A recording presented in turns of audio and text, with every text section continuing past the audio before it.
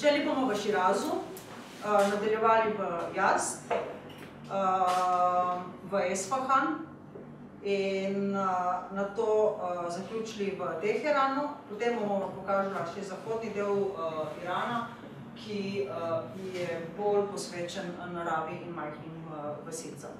Torej, prva stvar, ko pridemo v Iran, se srečamo z njihovo pisavo, nikjer ni nič po naše napisano, vsaj pred leti ni bilo nič napisano, zdaj so vsaj prometni znaki, da se znajdemo, kam seveda gremo, ampak v mestih, če se slučajno izgubimo, se tudi ne znajdemo. Ampak nobenega problema zaradi tega, ker je izjemno prijazni in v vsakem primeru tudi pomagali. Iranci veljajo namreč za ene najbolj gostoljubnih ljudi, mogoče srednjega vzhoda, da se lahko tako reče, samemu Iranu, z bojo primili pod roko in nas tudi pripeljali na samo lico mesta. Vsekakor, če se začetek trekkinga ali pa kakšnih sprehajalnih poti izgleda takole, gremo levo ali pa desno, ne vemo točno, če nimamo lokalnega vodiča s seboj, oziroma nekoga, ki bi nam pomagal, se vsekakor izgubimo. Druga stvar, ki se soočimo seveda v Iranu, so njihove številke. Njihove številke se je potrebno naučiti takoj, ko pridemo v Iran, kajti drugače ne znamo prebrati njihovih cen. Njihove cene so drugače napisano, kot je uradna valuta. In še ena druga stvar je njihovo leto, trenutno je 1493. letos, tako da boste imeli vse, recimo, original račune napisane, če želite, ali pa karkoli iz 14. stoletja, torej po vojenskem času. Ampak ne glede na to, prvo, kar naredimo v bistvu, ko pridemo v sam Iran, odletimo v Širaz. Širaz se nahaja na samem jugu Irana. Poznan je po svojih vrtovih, odtod tudi izhajajo ti klasični vrtovi, ki potem se prenesejo tudi recimo v Francijo, pa posod drugje. Namreč beseda paradiseja je iranskega izvora in pomeni paradiž oziroma obokan vrt s štirimi različnimi rekami, ki so omenjene že v Svetem pismu. Širaz je sicer sam po sebi, po mojem okusu, mogoče malo manj zanimivo mesto kot ostala mesta, ki si jih ogledamo na sami poti, ampak je zanimivo zaradi tega, ker je samo dobro izhodišče za ogled kasnejših stvari. Je pa ena zelo zanimiva stvar v samem Širazu in to je, mogoče ste slišali za Hafeza oziroma za Hafiza, on je bil sufijski pesnik, imamo tudi v slovenščino prevedeno njegovo knjigo Zapleši z menoj. Sicer pravijo Iranci, da tisti, ki znajo slovenščino, ker jih imamo nekaj preseljenih v Slovenijo, da to je izjemno slab sam prevod. No, včasih pride kakšna klasična glasba zvečer, če imamo srečo, vsekakor je pa nočni pogled na samo Hafezovo grobnico, kjer je tudi pokopan vsekakor izjemen. Širaz je tudi tretje najbolj romarsko mesto, ker prva stvar, ki se ponovadi ljudje ustrašijo, ko pridejo v sam Iran, aha, punce, je treba imeti črnino, aha, je treba biti cel zakonotan, kako pa naj se oblečen, zato ker enostavno mi še vedno na televiziji nažalost dobivamo vse zahodnjaške medije in edino ljudje, ki odhajajo v te dežele, nam lahko mogoče dajo eno tako pravo sliko te dežele. Ne, Iran ni nevaren, ravno obratno. Mogoče Iran je nekaj takega, kar je bila recimo Jugoslavija v 70-ih letih, ko zahodnjaki recimo niso hodili toliko sem, mi smo se pa čisto fajn imeli in tako imajo se tudi Iranci. Nam ni treba biti tako zakrit, ni treba nam biti v tistih velikih haljah, tako ko so oni v bistvu oblečeni, ampak ne vsi. So določena mesta, ki so zelo tradicionalna, ki se ženske tako oblačijo, ko vidite do 8-letno deklice, ko se začnejo zakrivati, takrat začnejo hoditi tudi v šolo. Mladenke so večinoma tako oblečene in tako v bistvu je ruta dobesedno ena vrste dekoracija, kot bomo imeli kakšne koravde ali pa šale, ker imamo jih okrog, pa bilo kaj drugega. Tako da se recimo tam nova generacija med 25 in 35 letom, pa med 20 in 35 letom je tako oblečena. Še posebej je to izpostavljeno recimo v nekem Teheranu ali pa v teh Esfahanu oziroma tam malo bolj naprednih oziroma moderniziranih mestih. Recimo moja kolegica, vodička, s katero dosti tudi sodelujem, je vedno tako oblečena, In tako, da se nam tudi ni treba tako nekako obleči, ko si predstavljamo, kar dobimo občutek po sami televiziji. Iranci so zelo različni med sabo, imamo tudi svetlopolte in svetlolase, od tod tudi prihajajo seveda sami Arijci.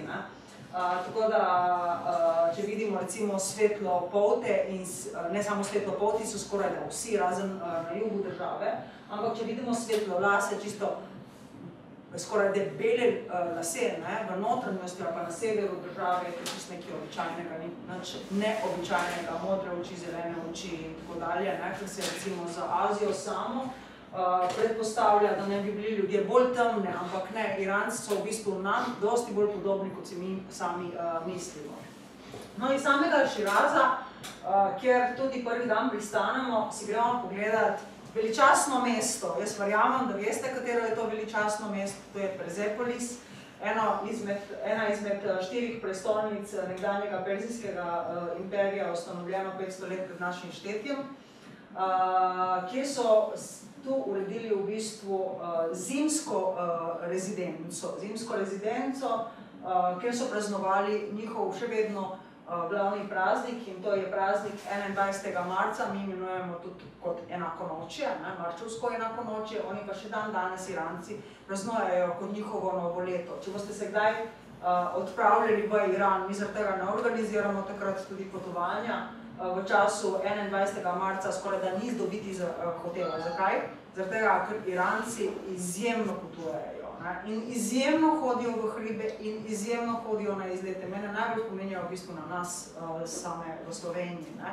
Ker nikjer na svetu, tudi v Nepalu recimo, ali pa v Indiji, ali pa v Pakistanu konec koncu, ker imamo recimo nosače, ki hodijo v hribe. Oni hodijo v hribe zaradi tega, da nekaj zaslužijo. Iranci pa ne. Oni pa hodijo v hribe zaradi užitka. In čez vikend na njihovem najvišjem vrhu je truma Irancev, da nadobiš prostora v koči. In isto, sami se ogledujejo tudi njihova kulturna mesta, 25.000 kvadratnih metrov veliko mesto, ki ga je nažalost pogal Aleksandr Veliki. Ampak vse je ohranjeno ogromno, nekaj večinoma stvari iz Persepolisa se nahaja v British Museumu v Londonu, nekaj malega pa tudi v muzeju, ki se ga pogledamo ta zadnji dan, v samem Teheranu. Teheran je moderno mesto, v bistvu betonska sama džungla. Ustanovitelj velikega perzijskega oziroma hemenidskega imperija je bil Kir Veliki, si pogledamo tudi njegovo grobnico, to je bil v bistvu prva prestolnica samega perzijskega imperija. V okolici se pa nahajajo tudi različne grobnice v bistvu nekdanjih perzijskih kraljev, to so v bistvu 4 grobnice in iz teh 4 grobnic, da se bom zmotila, kar bom rekla. Tam v Ameriki so oni 4 predsedniki, kako je Ruš, to so vzeli od Perzijcev, je čisto na isti način narejeno. To so v bistvu ti perzijski križi, tam so oni pokopani noter, potem je to ogromno zgodovine in vsega tega pač za razložiti.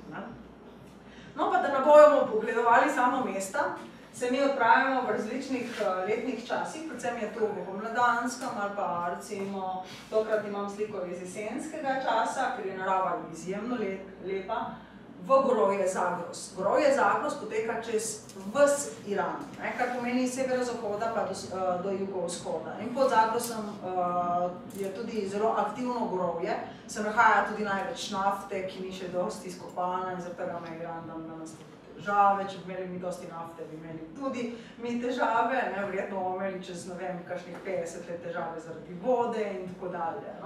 Ampak med drugim v tem gorovju, ki se imenuje Zagros, se živijo pa nomadi.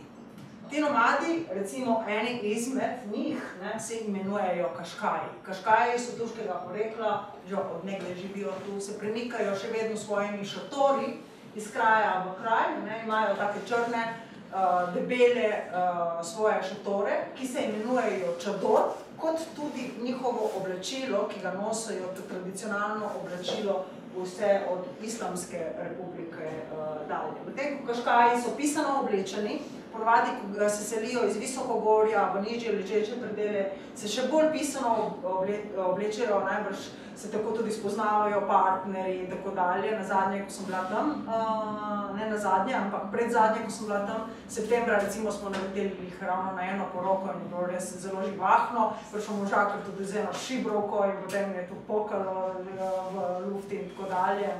Tako da imajo še vedno ta njihov plemenski zakon. Medtem v Iranu, ki jih je vse skupaj 70 milijonov, živi kar 3 milijone nomadov. In ti nomadi jih je dan danes zelo malo, zato ker iransko prebivalstvo je večinoma mestno prebivalstvo. Kaškaji so seveda zelo znani po svojih preprogah, ki kasneje prodajajo tudi v mestih, potem je tudi znan Iran po svojih perzijskih preprogah. In malo severno iz gorovja Zagro se spustimo zopet dol. To ne misli, da se spustimo strašno nizko dol, zato ker Iran, kot sem že rekla, leži v bistvu na enem takem visokem platoju, to je na 1200 metrov nadmorske višino, v puščavo, na 1200 metrov. Tako da imajo vse te puščave, so visokogorske depresije, njihove tako visokogorja, pa mes so v bistvu depresije. Med temi mesti, oziroma v teh depresijah se nastajala mesta stare svilene ceste in eno izmed teh mest je meni zelo simpatično mesto, to je mesto, ki se imenuje Jaz. To je v bistvu sredi puščave, puščavsko mesto s svojimi keramičnimi ploščicami, tako da imamo v bistvu presežek same arhitekture.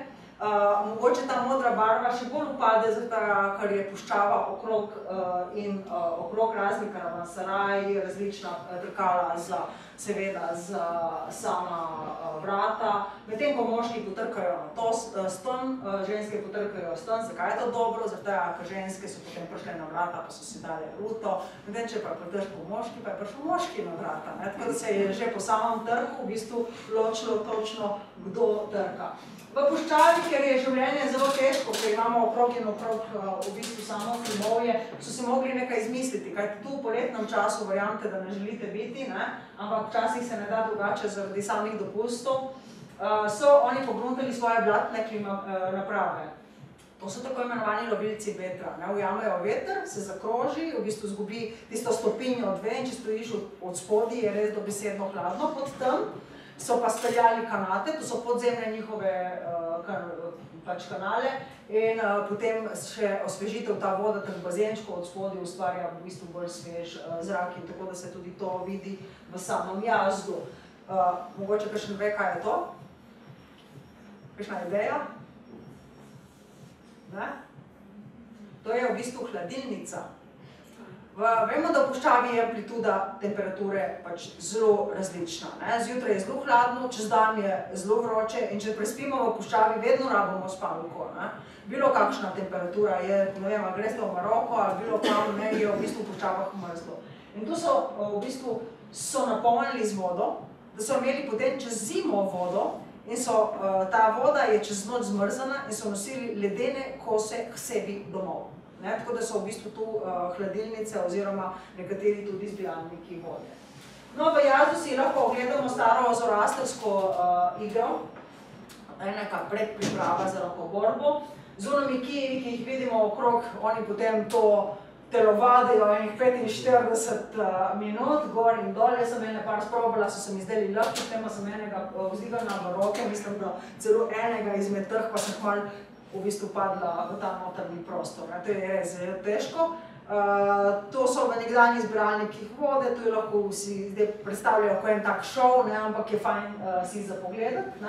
Zoroastrizem je prva monoteistična religija, ki je obstajala v Iranu, od tam tudi izhaja zoroastrizem. Potem je šele pridejo do obuditve zoroastrizme, ko Nietzsche napiše knjigo, tako je govoril Zaratustra, tako da iz tega vse skupaj izhaja.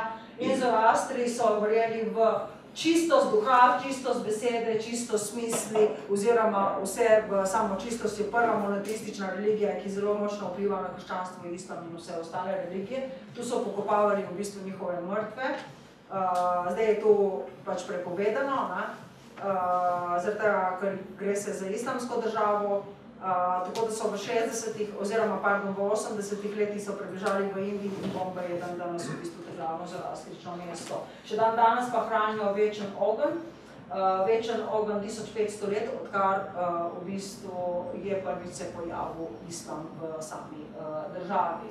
Na poti do puščave, zapuščena mesta, oaze, več ali manj različni tipi puščave, od teh sipin, ki jih mi seveda poznamo, tu si zapeljamo z džipom, to ni opisano v samem programu, ki bi mogli preveč dodajati samimi stavki.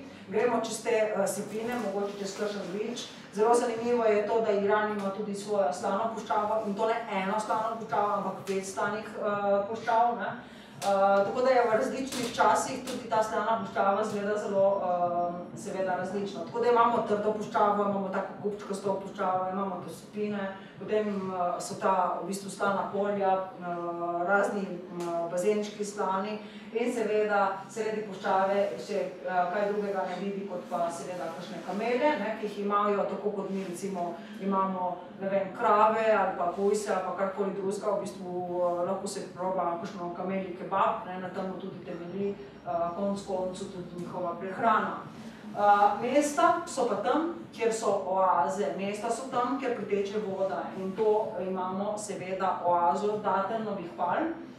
Te ponovadi poznamo mi, to so tiste rjave, ki pridejo v Evrope, nažalost več ali manj špricane s sladkorjem noter, pa zelo trde, ker ponovadi datelj si daš v usta, pa se ti mora sam posebej stopiti.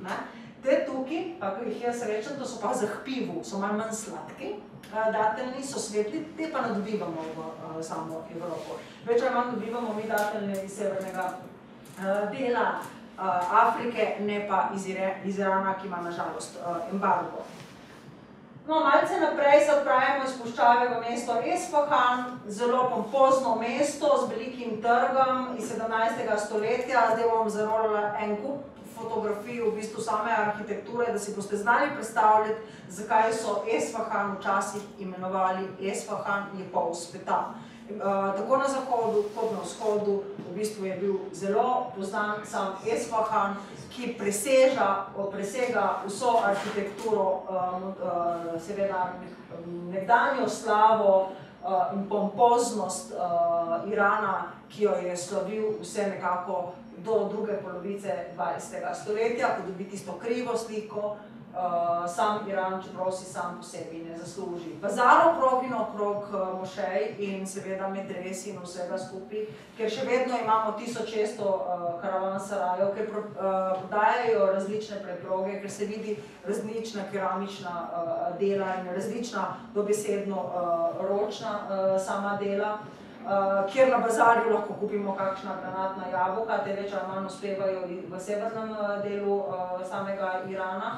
To je svetopisansko jabolko in seveda že zreli dateljni, ki si jih lahko seveda kupimo tudi o primernem času v oazah. Iz dateljnov oni delajo v bistvu svoj slad, kot imamo recimo pri nas javorjev slad, ki imajo pa dateljnov slad, pa različne stvari še delajo iz samih dateljnov, tako da oreščkov, suhega sadja, rozinic, in ne vem, kaj še zdraven v Iranu, vam vsekakor ne bo zmanjkalo. Tudi tisti, ki imate težavo, recimo, ne vem, da ne bi jedli mesa, ker mesa je ogromno v Iranu, se boste najedli vsaj od oreščkov, pa seveda od samega sadja. Iranska hrana ni začinjena, kljub temu, da imamo tu kari, to je v bistvu mešanica začimb, imamo napačno predstavo v Sloveniji, kaj to sploh kari je pa ogromno sladic. Tako kot imamo recimo v Turčiji sladice, imamo tudi v Iranu sladice. Na drugem delu mesta Esfahana, kjer ob sreči imamo seveda reko, ko jo ne zajezijo, kajti predhodni predsednik je dal ukaz, da dobi Esfahan čim več, oziroma da dobi čim več vode, ker je pač se nahaja v sami puščavi, je takrat Iran oziroma Esfahan res dobesedno fenomenalen in še posebej ob večernih časih.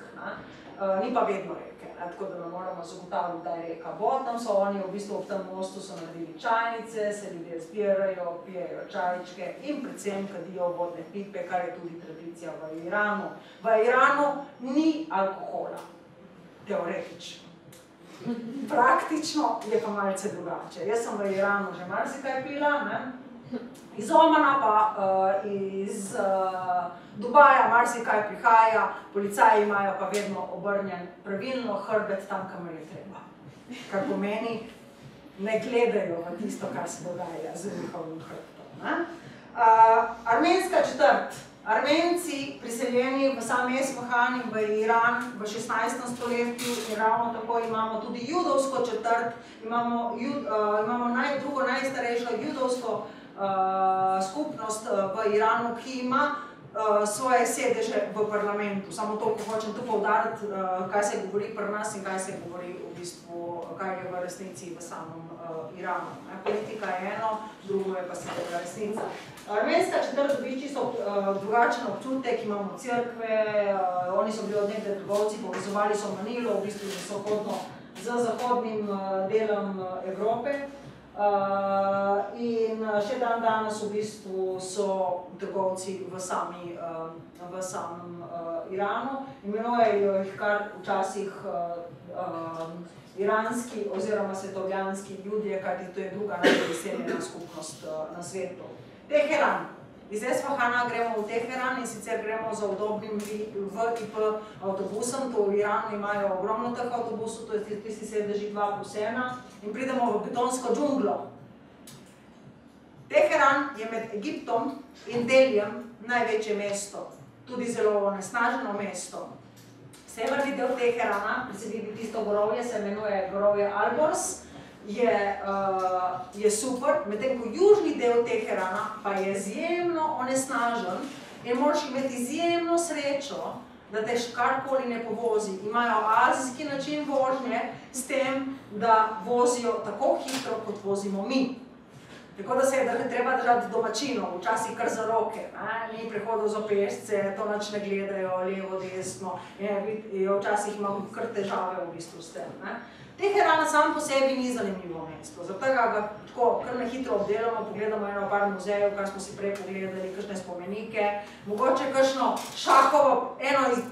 izmed šahovih palač, ki jih ima na severu, jih je ene par na severnem delu, ali pa se rajši usedemo v severnem delu Teherana, pa pokažimo kakšno pipo, preden se odpravimo domov, oziroma odpravimo na ta del poti, ki je na zahodnem delu. Iranski Azerbajdžan se to imenuje, oziroma zahodni del Irana. Mi gremo iz Teherana najprej do Kazvina. Zakaj do Kazvina? Ker si pogledamo Alamut, potem gremo tlele ob robu do Ardebila, pa v visokogorje tu gor, čisto ob azerbajdžanski meji, do Tabriza, potem iz Tabriza pa si pogledamo tudi ta zahodni del Irana, kjer prebivajo več ali manj Kurdi. Tako da si pogledamo še ta del, tako da si lahko predstavljate po tej vijoličasti črti, kam se točno odpeljamo. Mislim, da Alamuta ne rabimo posebej omenjati, da imamo Bartolovo knjigo, ki mislim, da je prevedena v 35 jeziku, če se ne motim. Od gradu ni ostalo dosti.